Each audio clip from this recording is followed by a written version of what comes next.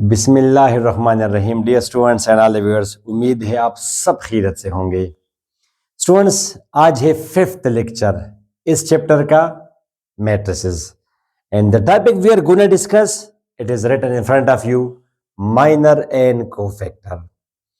तो students, let's begin our lecture. My name is engineer Majid Amin और मेरे यूट्यूब चैनल का भी नाम है इंजीनियर माजिद अमीन, जिस पर मैं फिजिक्स और मैथमेटिक्स की वीडियोस अपलोड करता हूं। फिलहाल मैंने टारगेट किया हुआ है मैथमेटिक्स को, इससे ज़रा मैं फारिग हो जाऊं तो फिर फिजिक्स भी मैंने वीडियोस दी हैं, मैं MCQs का वो भी मैं दूंगा। I teach both mathematics and physics.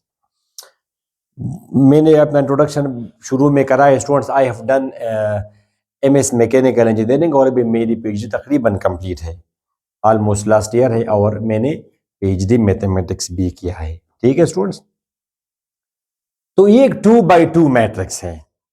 Okay students, अब मैं डायरेक्ट इस्तेमाल करता हूं, इसको आप लोग क्या बोलते हैं? डिटर्मिनेंट। अब डिटर्मिनेंट की क्या डिफिनीशन है, तो ये तो मैं अगले लेक्चर में आपको दूंगा। 3x3 में जब हम जाएंगे, नेक्स्ट वीडियो बहुत इंपॉर्टेंट होने वाली है आपके लिए। मगर इसको आप लोग बोलते हैं डिटर्मिनेंट। क्या बोलते हैं स्टूडेंट्स आप? डिटर्मिनेंट ऑफ, जिसके अंदर वो जो भी है डिटर्मिनेंट ऑफ ए। तो स्टूडेंट्स, कम से कम 5th या सारी 9th और 10th क्लास के बच्चों को भी पता है कि जी हमें बताया गया है, बाकी दे नो नथिंग कि हम ऐसा क्यों करते हैं। ये दोनों मल्टीप्लाई करें 24 और ये दोनों मल्टीप्लाई करें 10, तो ये आपका आ जाएगा 14। Generally we say that A is equal to A B C D, तो A determinant will be equal to A B C D is equal to A D minus B C. ये अब determinant क्या है और क्या नहीं है students, तो लास्ट टाइम मैं आपको बता रहा हूं कि नेक्स्ट वीडियो तक आपने वेट करना है। बस ये है डिटर्मिनेंट, सिंपल सी बात है। ये क्या है स्टूडेंट्स? ये है डिटर्मिनेंट। अब एक टॉपिक है और आज भी बहुत मजा आने वाला है आपको। माइनर क्या चीज है? माइनर और कोफैक्टर, ये नॉर्मली हाई ऑर्डर मैट्रिसेस के लिए ये चीजें हम डिफाइन करते हैं। हाई ऑर्डर मतलब ये है बच्चों कि n 3x3 या 4x4 या इस तरह हाई ऑर्डर 5x5, इसमें इस तरह की चीजें फिर आ जाती है माइनर्स एंड कोफैक्टर्स। तो माइनर को हम रिप्रेजेंट करते हैं MIJ से, और मैंने क्या लिखा? मैंने लिखा कि delete I th row and jth column and find determinant of remaining। फिलहाल आप 3x3 मैट्रिक्स को टारगेट करें and find determinant of remaining। जैसे फॉर एग्जांपल स्टूडेंट्स, मैंने आपको ये दिया और ये मैट्रिक्स फिर मैं अगली वीडियो में भी लूंगा, तो हम इसको साइड पे लिख देंगे। जैसे फॉर एग्जांपल 4 1, मिसाल के तौर पर -1 2, ठीक है स्टूडेंट्स, 3 वंस अगेन फिर लिया 1 ताकि आसान हो, एक 5 लिया, एक -2 लिया और ये भी मैंने फिर लिया स्टूडेंट्स। चलिए डिफरेंट भी ले, इसको मैंने 6 लिया।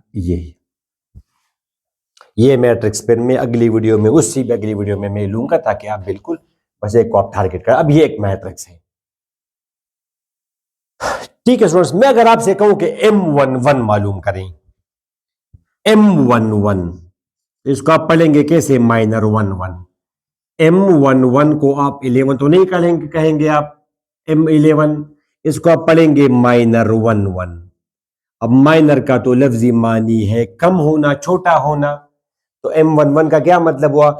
मैंने क्या लिखा है कि ये रो आई थ्रो, जिस तरह हम कहते हैं 4th रो, पोजीशन के साथ नॉर्मली हम TH लिखते हैं। जैसे आप कहते हैं कि मेरे छोटे भाई ने क्लास में पोजीशन ली 4th 5th 6th, इस तरह 1st 2nd 3rd तो एक्सेप्शन है, 1 के साथ ST, 2 के साथ ND और 3rd, बाकी 4th 5th 6th, तो I number 4th row, 4th row, 17th position, 17वीं पोजीशन, तो आई थ्रो।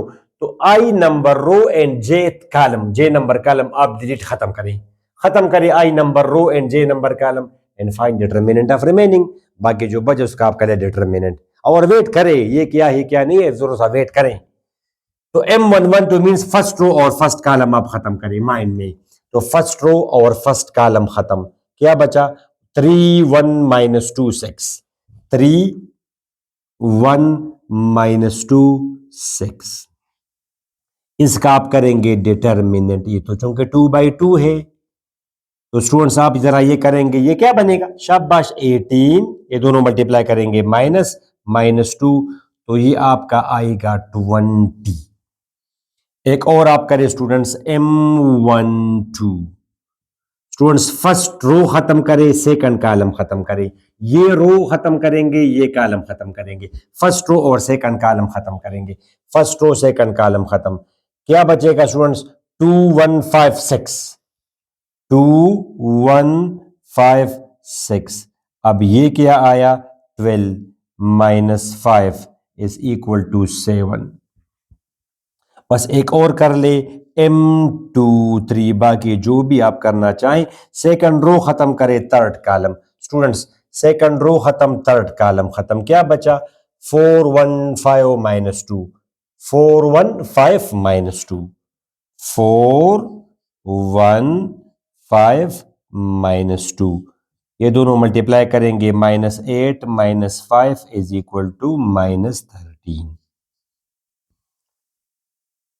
इसी तरह आप करेंगे M33 माइनर 33, तो माइनर मीन छोटा होना, तो आप थर्ड रो और थर्ड कॉलम आप खत्म करेंगे, थर्ड रो थर्ड कॉलम खत्म करेंगे 4 1 2 3, 4 1 2 3, ये आपका आ जाएगा 12 माइनस 2 इज इक्वल टू 10। ठीक है, तो स्टूडेंट्स कहते हैं सर ये माइनर है क्या चीज, अक्सर जब मैं पढ़ाता हूँ स्टूडेंट्स कहते हैं सर जी ये क्या चीज है, तो मैं उनको कहता हूँ बच्चों ये मैथमेटिक्स है, ये कोई फिजिक्स तो नहीं है कि हर चीज की आप वो इंग्लिश की डिफिनीशन आप करते हैं।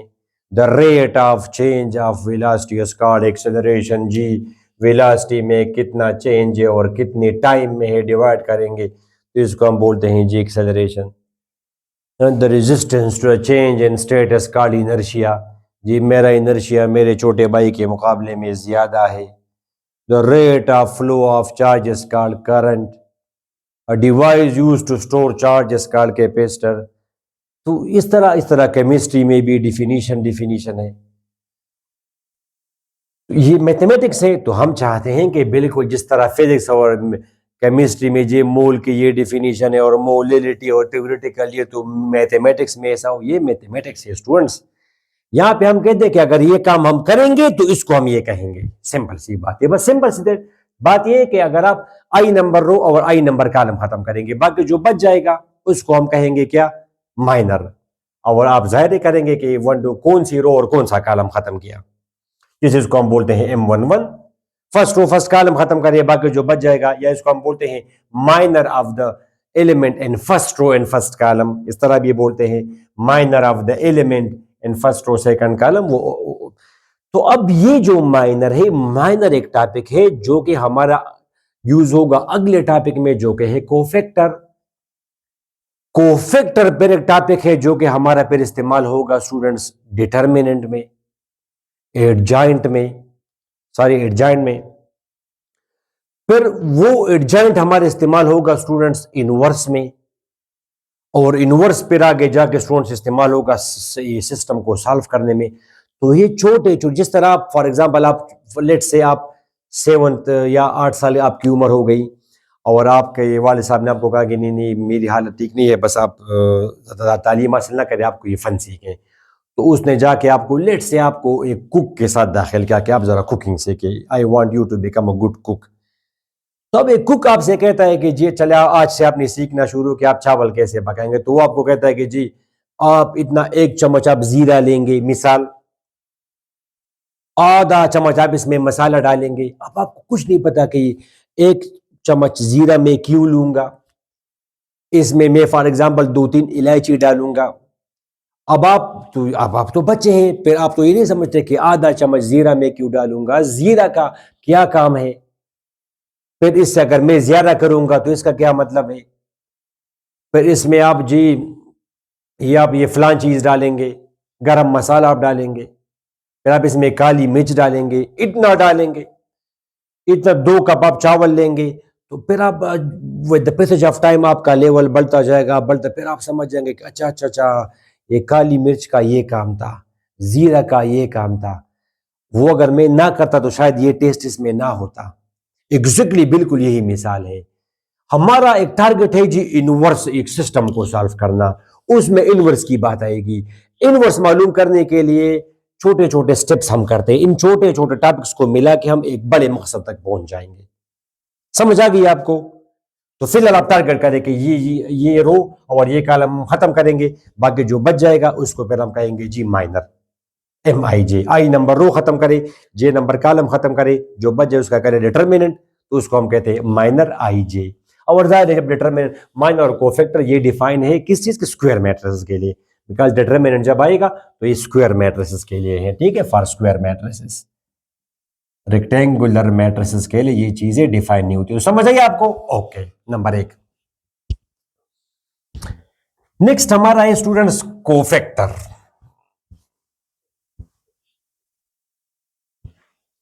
अब कोफैक्टर्स के लिए बुक्स में एक फार्मूला गिवन होता है। कोफैक्टर्स को हम रिप्रेजेंट करते हैं students A I J, cofactor I जे। तो बुक्स में एक फार्मूला गिवन होता है कि cofactor I J is equal to -1 power I plus J M I J. ये एक फार्मूला है। फार्मूला कभी कभी एमसीक्यू में आ जाता है तो मैं आपको बता रहा हूं, अदरवाइज मैं अपने तरीके से करूंगा। जैसे फॉर एग्जांपल आपको अगर कहा जाए स्टूडेंट्स कि आप ये मालूम करें A11, तो A11 का मतलब होगा कोफैक्टर 11। M11 को आपने वो क्या पढ़ा? माइनर 11। इसको आप कैसे पढ़ेंगे? Cofactor 11, cofactor 11। तो उस फार्मूले में आप पुटिंग करें, I1 है, J1 है, तो -1 power 1 plus 1 M11, -1 power 2 my students M11, वहां पे आपने मालूम किया होगा 20, ये आपका जाएगा +20। ठीक, इस तरह A12, तो यहां पे आप पुटिंग करेंगे, यहां पे -1 पावर I1 है, J2 है, I J M12 I J -1 power 3, और M12 आपने पहले से क्या होगा? ये आपका आ जाएगा माइनस, ये आपका आ जाएगा 7। तो ये फार्मूला है बुक्स में, बुक ये फार्मूला इस्तेमाल करती है बुक। मगर हम कैसे पढ़ेंगे? मैं बिल्कुल फार्मूले इस्तेमाल नहीं करूंगा, बिकॉज ठीक है फार्मूले से आप करें, नो प्रॉब्लम, मगर मैं चाहता हूं कि बिल्कुल इसी तरीके से आप करें। डिलीट आई थ्रो, उसकी तरफ लेके I th row and jth column, delete I th row and jth column and find determinant of remaining. इस तरह आप ये लेक्चर और अगला लेक्चर और फिर अगला लेक्चर, ये आज ये 5th लेक्चर, 6th और 7th, ये 3 लेक्चर्स आप देखेंगे तो आप हैरान रह जाएंगे कि अच्छा ये था वो कोफैक्टर जो हम मालूम कर रहे थे, उसका ये मतलब था। तो वो तो टाइम के साथ साथ आपका लेवल बढ़ेगा। फिर मैं आपको दूंगा रेफरेंस कि जी उस लेक्चर में मैंने आपको बताया था कि ये जी बस आप ऐसा करें, ये करें, ये माइनर है और ये कोफैक्टर है, और आज आप समझ गए इसका इसका ये रोल है। ठीक है, फैक्ट्री में एक इतना सा मामूली सा पुर्जा वो एक बंदा बनाता है, आपने कहा आपका काम है जी नट और बोल्ट बनाना बस, और बड़ी बहुत फैक्ट्री F-16 जहाज है। अब उस पुर्जे का फिर एक काम होगा आगे जाके, वो विंग्स वगैरह टाइट करना। इस तरह आप अपना काम करेंगे, मैं अपना काम करूंगा, वो अपना काम करेगा, और ये सब पुर्जे फिर कंबाइन होंगे, इलेक्ट्रॉनिक्स, सॉफ्टवेयर्स, ये वायर्स वगैरह, ये पुर्जे, मैकेनिकल डिवाइस, ये सब फिर कंबाइन होंगे और एक बड़ी मशीन बन जाएगी, जिसको फिर आप बोलते हैं एयरक्राफ्ट। एक भी पुर्जा अगर ना हो तो वो करस्पॉन्डिंग फंक्शन फिर नहीं करेगा। इस तरह छोटे छोटे पुर्जे हैं, ये भी हम बना रहे हैं, और ये छोटे छोटे पुर्जे फिर हम बना के एक बड़ी चीज हम बना देंगे। ठीक है, फिर मैं वहां पे आपको ये दूंगा हवाला कि मैंने आपको ये बताया था लेक्चर नंबर 5 में। Delete I th row and jth column and find, today है 5th लेक्चर इस चैप्टर का। Delete I th row and jth column and find determinant of remaining, determinant of remaining. ये तो फिर मैंने वही लिखा, वही बात, मगर मैंने लिखा बट, एफ अगर, मगर अगर i प्लस जे से अगर इवन आएगा तो हम प्लस लगाएंगे, और अगर i प्लस जे से कोई ऑड नंबर आएगा तो हम माइनस लगाएंगे। जैसे फिर वही मैट्रिक्स है, एग्जाम्पल स्टूडेंट्स 4 1 -1, ठीक है, 2 3 1 5 -2 6। ये मैट्रिक्स यहां पे मैं लिख दूं ताकि ये मेरे से फिर 4 1 -1 2 3 1 फिर आपको तो नजर नहीं आएगा, मगर ये नेक्स्ट लेक्चर में फिर यहाँ पे कॉर्नर में रहेगा। अच्छा स्टूडेंट्स, अब अगर मैं आपसे कहूं कि A11 मालूम करें तो क्या करेंगे आप? A11 फर्स्ट रो और फर्स्ट कॉलम खत्म करेंगे, मगर पहले आप I और J जमा करेंगे। कहां पे जमा करेंगे? माइंड में जमा करेंगे। ये I है, ये J है, तो 1 + 1 से क्या आता है स्टूडेंट्स? माइंड में आप करें, 1 + 1 से 2 आता है, इवन है, तो यहां पे आप लगाएंगे प्लस। फिर आप फर्स्ट रो और फर्स्ट कॉलम खत्म करें, फिर वही तरीका है। फर्स्ट रो और फर्स्ट कॉलम आप खत्म करेंगे तो 3 1 -2 6, 3 1 -2 6 स्टूडेंट्स, ये आपका है प्लस, या मल्टीप्लाई करेंगे 18 + 2 20 और बाहर है प्लस, तो +20 आएगा। इसी तरह अगर आप करेंगे स्टूडेंट्स A12 तो 1 + 2, माइंड पे करें 1 + 2 3, ऑड नंबर है तो माइनस लगाएंगे, 3 इज ऑड नंबर स्टूडेंट्स तो माइनस लगाएंगे। बाकी वही वही काम, ये रो और ये कॉलम खत्म करेंगे, फर्स्ट रो सेकंड कॉलम खत्म करेंगे। 2 1 5 6 2 1 2 1 5 6, ये माइनस है, ये आएगा 12 - 5 = -7। अभी थोड़ी देर पहले भी अपने फार्मूले से किया। तो अगर आपका माइंड काम करता हो तो ये माइनर है, आप देखिए, और ये वो -1 पावर i + j से ये आया, ये वो -1 पावर i + j अगर आप डालेंगे, क्या ख्याल है आपका? i + j, तो i यहाँ पे 1 है, j 2 है, तो -1 पावर 3। जिसका माइंड तेज हो तो वो तो समझेगा कि -1 पावर 3, तो -1 पावर 3 से ये एक्चुअली हुई फार्मूला है, मगर हम शॉर्टकट में, ये प्लस कहां से आया? ये वो -1 पावर i, ये तो वो M11 है। अभी फार्मूले से आपने किया कि A11 बराबर होगा -1 पावर 1 + 1 M11, तो ये तो M11 है, ये तो M11 है, और ये वो -1 पावर 1 + 1, तो -1 पावर 2 + 1 के बराबर है। मगर हम ऐसे करेंगे तो अच्छा लगता है, आप सिंपल माइंड में। तो क्या फर्क है माइनर और कोफैक्टर में? माइनर और कोफैक्टर में ये फर्क है कि माइनर में आप सिंपल ये रो और ये कॉलम खत्म करेंगे, बस फर्स्ट रो फर्स्ट कॉलम खत्म, फर्स्ट रो सेकंड कॉलम खत्म, third second row third column खत्म। और कोफैक्टर में आप ये खत्म भी करेंगे और साथ साथ अगर इवन आएगा तो प्लस लगाएंगे, जैसे ये इवन आ रहा है, ये इवन आ रहा है, ये अगर ये देखिए 1 + 2 ये 8 है, तो यहाँ पे फिर आप माइनस लगाएंगे अगर कोफैक्टर हो। इसके साथ भी आप माइनस लगाएंगे 2 + 3, कोफैक्टर अगर हो, कोफैक्टर 2 3 अगर हो तो आप माइनस लगाएंगे, 2 + 3 = 5 8, और फिर आप सेकंड रो और थर्ड कॉलम खत्म करेंगे। ठीक है स्टूडेंट्स, ये सेकंड रो थर्ड कॉलम खत्म करेंगे तो 4 1 5 -2, ये अब क्या आएगा? -8 -5 -13, और बाहर तो ये आ जाएगा +13 आपका, -13 और +13। तो ये तो इसके तरीक़ाकार में फर्क है कि अगर माइनर में ये कि आपने सिंपल ये रो और ये कॉलम खत्म करना है, ये रो ये कॉलम, और कोफैक्टर में ये रो कॉलम खत्म भी करना है, और देखना भी है कि अगर इवन इनका सम है तो प्लस लगाएंगे, ऑड इनका सम है तो आप माइनस लगाएंगे। ठीक है, अब दूसरी बात कि इनकी वैल्यूज में क्या फर्क है, तो सिंपल सी बात है स्टूडेंट्स, आज आपका काम है कि कोफैक्टर्स और माइनर मालूम किस तरह करेंगे, बस ये आप देखें, कल के बारे में आप ना सोचें। अब वैल्यूज में ये फर्क है स्टूडेंट्स कि अगर i + j से, अगर i + j से कोई इवन नंबर आएगा तो फिर माइनर और कोफैक्टर्स बराबर हैं, बराबर होंगे, कोफैक्टर और माइनर विल बी इक्वल।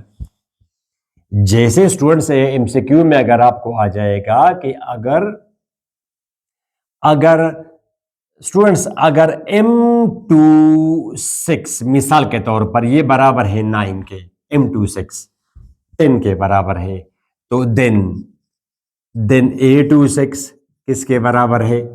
किसके बराबर होगा? 10 - 10, C number 1/10, D number none. अब ये कौन सा रहा? 2 + 6 इज 8, इवन नंबर है, तो फिर दे विल बी इक्वल।